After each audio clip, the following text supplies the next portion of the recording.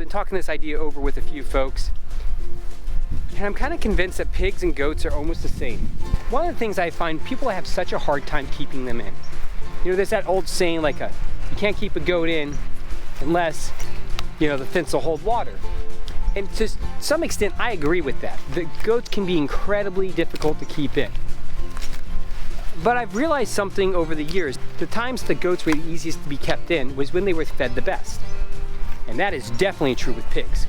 I have found that with pigs, if you don't feed them and keep them nourished and they get hungry, they will get out of the pasture. They will, and same thing with cows. You get hungry cows, they will absolutely destroy your fences. Pigs will destroy fences so fast, you know, unless you put them in really hot electric and they just have there's no way to get through. It's almost like a fortress. I've seen that. The times when I have found that my pigs want to get out is because they weren't fed properly. I wonder if there's a study out there on the difference between feeding animals in the evening and feeding them in the morning, especially when it comes to animals that forage like pigs or goats. Now, I don't feed my goats at all, but I do let them browse and I let them graze. These guys, and the way that they've been grazing for the last year and a half, sometimes fenced in, sometimes not fenced in, they've done really good. Now, there have been times when the feed is lean, and when the feed is lean, they lean up a little, and I'm okay with that.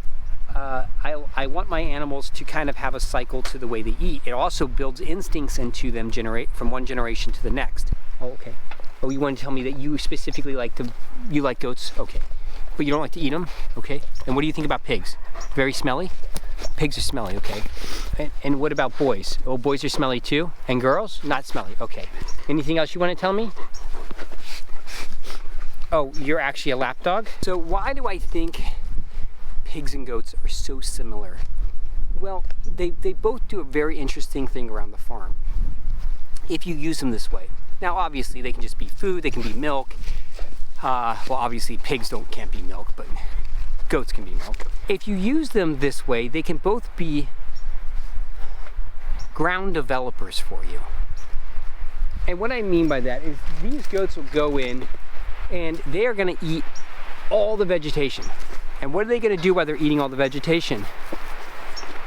They're going to poo and pee on the ground. And what is that going to do? It's going to put fertilizer into the ground.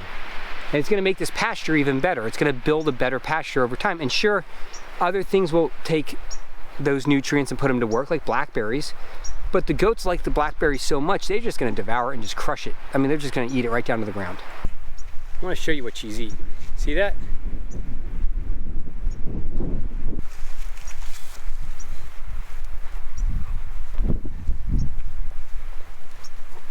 That's thistle. You like that, baby? Well, this pasture I've never gone in and really done anything with, like when it comes to trying to clear the blackberries. I mean, I've come in here with an excavator and like done some light, like moving tree stumps and stuff out of the way, but never really cleared this. But this used to be probably about 4 feet tall on blackberry, the whole thing, the whole entire area, all the way up to where the greenhouse is. Used to be about 4 feet tall on blackberry. Now it's 3 foot tall in grasses.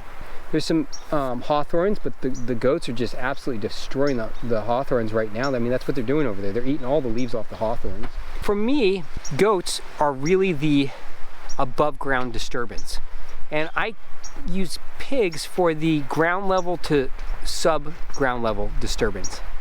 You can use both of them to build a piece of ground, build the soil up, work a piece of ground. They work it differently. They both can potentially compact the soil a little, especially pigs. Goats not as much, but they can if you leave them in there long enough to let it get down to dirt soil, like hard. And I can show you some of that. We have some areas, especially around the like goat hotels, as I call them. There's some areas that get compacted, but if you're moving them from one like pasture like this and then out of it and into another pasture and then out of that into another pasture, you're going to have a really hard time for them to really do that, because what they're going to end up doing is this. They're going to do this. They're going to fold a lot of the grass over and they're going to push it into the ground. So they're not going to eat it. They're going to pee and poop on it, similar to what a cow would do. Why do I think pigs and goats get a bad rap. I think they get a bad rap when it comes to staying in fencing, mostly because they get underfed. Pigs are pigs. They want to eat a lot. They have a huge appetite. They're pigs. And goats are kind of the pigs of the pasture. I know pigs can be in pasture, but you know what I'm talking about. And they really have a massive appetite. It's very rare that I see pigs being happy with their feed. They always want more. And so one of the ways that I satisfy that need for more is by trying to have pastures like this that get kind of out of hand, and then you put the goats in there. And they just get right on the edge of being out of hand, and then you put the goats in, and the goats go through, and they are just so happy, and then they spend a week just grazing the same area. My goats pretty much have not left this like 1.5 acres for about a week now. And when they're done with this, I'm gonna fence this back off, and there's another 1.5 acres down over here that I'm gonna include for them. And that's got all kinds of good stuff, and they're gonna go through and do the same thing, and while they're eating all that down, the pastures next to them will have already started growing. They will be able to go back and start grazing those other pastures. And in the meantime, this will start growing back. And you're going, well, how do you know it's gonna grow back? Because they're not gonna actually strip this all the way down to the ground. By the time they leave, there's gonna be all kinds of ground cover, and that ground cover is going to trap in the moisture, and that moisture is going to allow the grasses to start growing again. I find that goats are great at building pasture.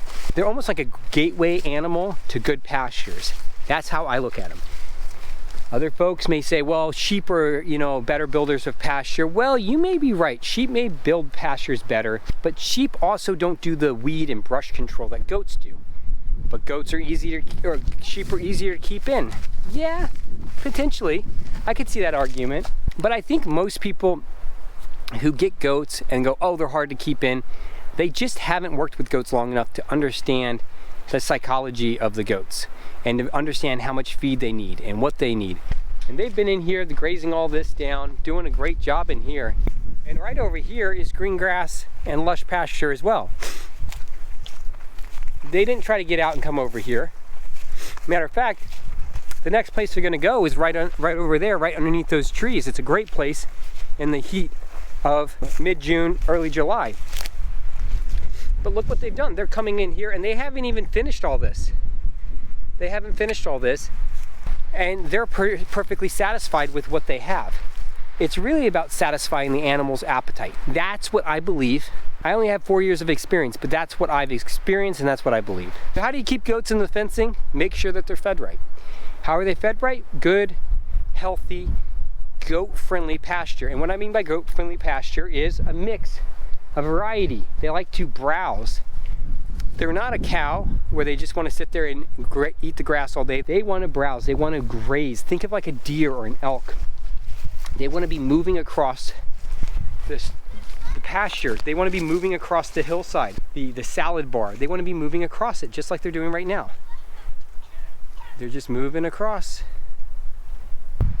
So, keeping animals in, it really comes to keeping them fed, keeping them nourished. And I know, because there's been times where I'm like, oh man, I don't want to feed my pigs that much. That's a lot of feed. Well, if you don't feed them enough, they're not going to stay in. And then you're going to be unhappy with them, and they're not going to grow out the way you want them to. And so if you want them to grow out, you have to feed them. So this is the next area that they're going to be in, right here. This whole area is the next area they're going to be in. And you can see how lush and just yummy that looks. They're gonna love that. And while they're in there, that other pasture they're in right now will actually be closed off. So while they're up there for the last week grazing, look what happened to this pasture. It's nice and tall. Not all of it, but a good portion of it. It's green. It's definitely not overgrazed, that's for sure.